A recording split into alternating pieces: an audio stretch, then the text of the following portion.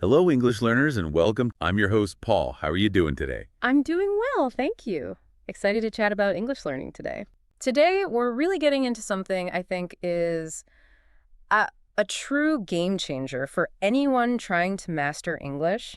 Learning to think directly in the language. This isn't just, another grammar tip or vocab list. Right. It's more fundamental. It's about reshaping how your brain actually handles English, unlocking maybe a new level of fluency, of confidence. That's exactly it. Yeah. So many learners, they kind of hit this plateau, this wall, and often it's because of one really ingrained habit. Which is? Constantly translating. Everything goes from their native language through this mental translation process and then into English before they speak. Yeah, I see that a lot. And it's not just a tiny delay. It's a real bottleneck, cognitively speaking. It slows you down, definitely, and it can make your speech just sound, well, less natural. Like running two programs at once, basically. Pretty much. You're building this mental bridge for every single thought. Exactly. So what if? What if you could just skip that bridge altogether? Yeah. What if you could actually think directly in English, the way a native speaker does? We really believe that's the key. The secret sauce, maybe? It really is. Yeah. For speaking more naturally, faster, and with that real confidence. So in this deep dive, we're going to pull back the curtain on this, how it works, why it's so effective, and, crucially, give you some really practical ways to start, training your brain. Yep. Doing it every day. Little steps. Okay, let's unpack this. So when we talk about speaking like a thinker, not a translator, what are we actually getting at? What does that mean in practice? Great question. At its core, it just means forming your ideas directly in English. Okay. Instead of, that word-for-word translation from language A to language B. Think of it like, well, the translator's like this bridge, right? Right. And while bridges are useful in conversation, adding that step, that translation process, it just adds time. It slows things down. And it can mess things up, too, can it? Meaning gets lost. Absolutely. Yeah. It can distort meaning or make sentences sound, frankly, awkward. Because languages just aren't mirror images of each other. They have different grammar, different word order. So things don't map one to one. Exactly. So trying to force one structure onto another often doesn't work smoothly. So the idea is that the English thoughts should just pop up. Like your brain learns to grab the right words, the right grammar naturally without you consciously translating. Precisely. You're building direct connections, direct neural pathways between the concept itself and the English words for it. Skipping the middleman. Skipping the middleman entirely. Your brain learns to pick the right stuff automatically, just like native speakers do, without thinking about it. And this direct thinking, it's absolutely vital for fluency. Fluency meaning smooth speaking. Smooth speaking, yeah. Yeah. Without those long pauses or hesitations. Yeah. Or that awkward phrasing you sometimes hear. Yeah. Like the classic example, someone whose first language is Spanish might think, tengo hambre, if they translate that word for word. They might say, I have hunger. Right. Which sounds unnatural, doesn't it? Yeah, a bit odd. But if you think directly in English, you just access the feeling, the concept of hunger, and your brain goes straight to, I'm hungry. Simple, natural, quick. Exactly. So in essence, it's about learning to operate within English, using its natural patterns, not just converting phrases from somewhere else. It helps your English sound much more authentic. It makes conversations easier over time, too, I bet. Definitely. Much less effort. Okay, so we get what the thinker mindset is. But let's flip that. What happens when you're stuck in that translation mode? What are the common traps people fall into? It's more than just being a bit slow, right? Oh, absolutely. It is. Yeah. And the problems can kind of pile up on each other. The most obvious one, like you said, is slow speaking. Those pauses. Yes, those significant pauses while the brain is doing the translation work. It makes conversations feel, well, unnatural, sometimes awkward. And you can even lose your train of thought because you're so focused on the translating. Right, using up all your mental bandwidth on the conversion. Precisely. Then there are the grammar or word order mistakes. This is huge. Languages are built differently. So a direct translation often leads to errors, putting adjectives in the wrong place, using the wrong verb tense. Like, I very like this. That's a perfect example. It comes directly from translating a structure that works in another language, but not in English. It shows the translation habit immediately, and it affects clarity, not just style. And vocabulary must be tricky, too, picking a word that's close but not quite right. Exactly. That's another pitfall. Wrong vocabulary. Learners grab the nearest dictionary translation, maybe, but it might not fit the context or nuance in English. Lead into confusion. It can, yeah. or just making your speech less precise. And maybe the worst part, honestly, is the impact on confidence. It often leads to nervousness or feeling stuck. How so? If you're constantly fighting your own brain trying to translate under pressure, it's exhausting. It's easy to feel overwhelmed, lose confidence, get frustrated. To the point where you just want to stop trying. Sadly, yes. It feels like a huge mental effort, a real cognitive load, just to say something simple. Wow. So it really is this tangle of issues, the speed, the grammar, the words, the nerves, all stemming from that one habit. Pretty much. But the good news, as you said, Is that it's fixable. These aren't permanent problems. not at all. They're habits that can be changed with the right approach. Okay, so we've seen what it is and what goes wrong if you don't do it. But let's really nail down why making this shift is so, well, transformative. Why is thinking directly in English such a big deal? It's transformative because it changes the whole game. Fundamentally changes how your brain engages with English. When you think directly, you instantly just eliminate that need to pause and translate. So speaking gets faster, smoother. Significantly faster, much smoother. And that directly boosts your fluency. You're speaking without that constant hesitation because your brain is processing the English thoughts right away. And there's a brain benefit too, right? Like structurally. Yes, a real cognitive benefit. Your brain literally forms stronger, more direct neural connections between ideas and English words. It's not just about speed, it's about efficiency and how your brain actually learns and stores the language. It lines up with how we think language acquisition really works best, direct association. Right. It's like training your brain to operate in English mode. That must help with listening too. Oh, absolutely. It dramatically improves your listening skills because you get so much more attuned to the natural rhythm, the patterns, the flow of spoken English. Comprehension becomes more automatic Makes sense. and maybe slightly less obvious, but thinking directly can even subtly improve pronunciation.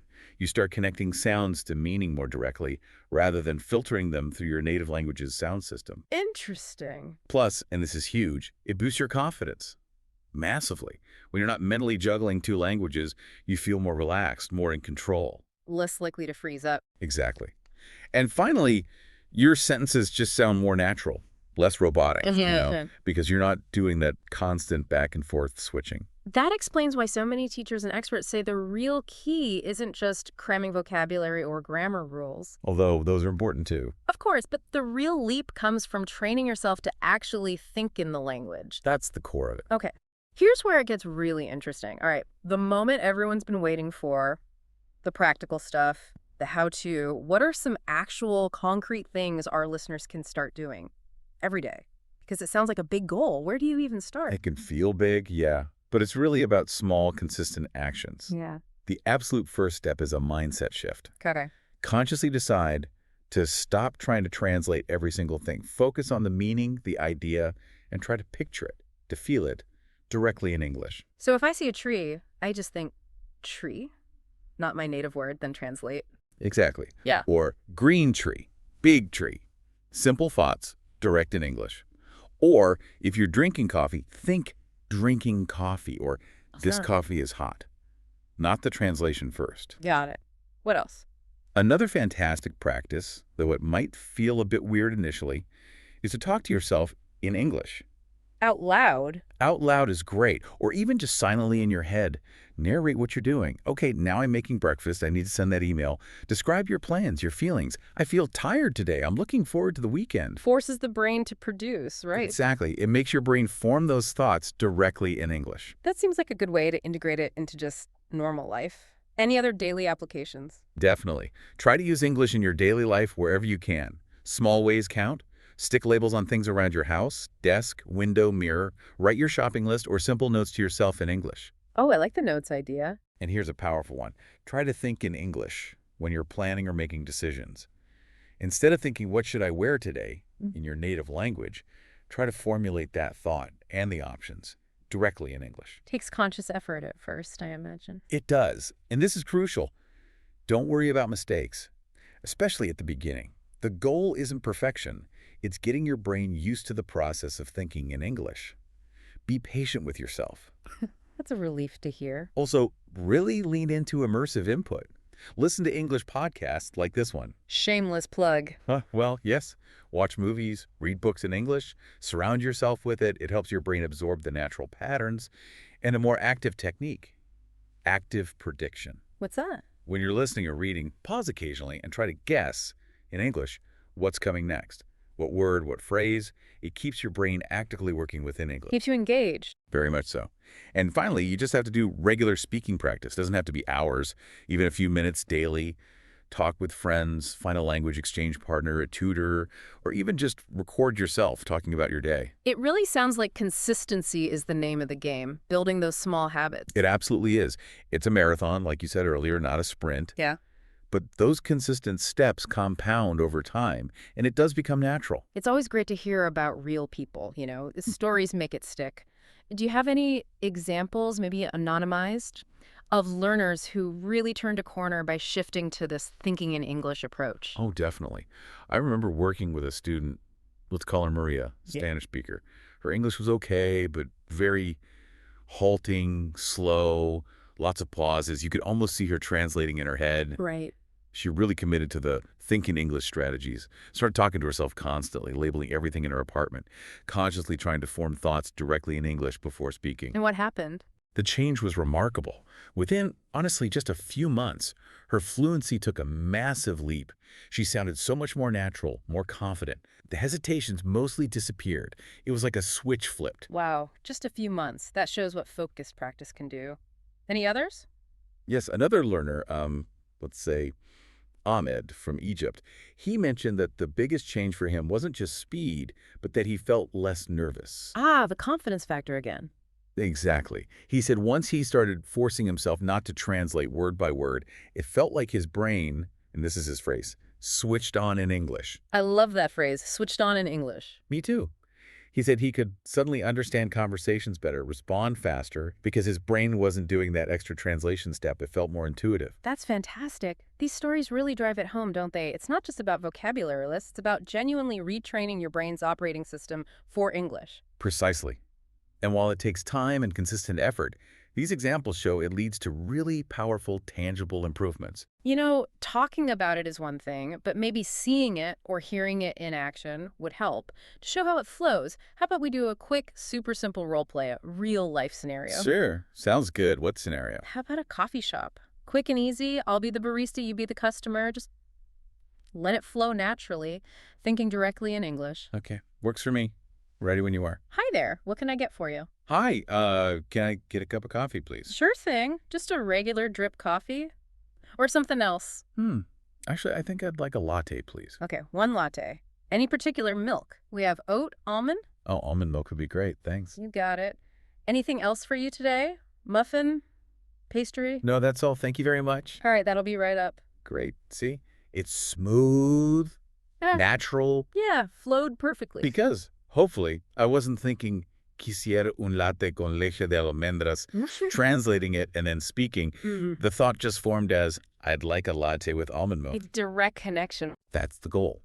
Listen, process the idea in English, respond in English. Simple as that. And that's exactly what our listeners should aim for. Try practicing little dialogues like this. Ordering food, asking for directions, simple daily interactions. Even 5 minutes helps build that muscle. Okay, as we start to wrap up this deep dive, if you could give our listeners just one final super quick tip, something they can literally do today to start thinking in English, what would it be? My number one tip, start small. Seriously small. Don't feel pressured to think complex philosophical arguments in English right away. Right. Just begin by naming things. Look around you right now. Chair, lamp, window. Then maybe simple actions. I'm sitting. I'm listening. I'm breathing. Tiny steps. Tiny, manageable steps. Narrate the absolute basics. I'm eating. I'm walking.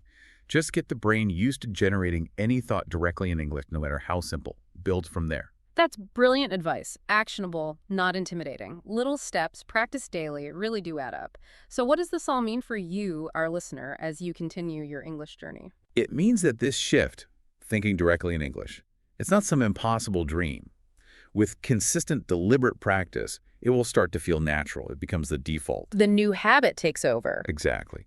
So maybe the final thought to leave you with is this. Consider how your brain already does this effortlessly in your native language. You don't translate thoughts into your native language, do you? No, of course not. Ideas just arise. So the question is, what one small intentional shift can you make today to start applying that same direct thinking process to English? What's the first tiny step you can take to unlock that fluency?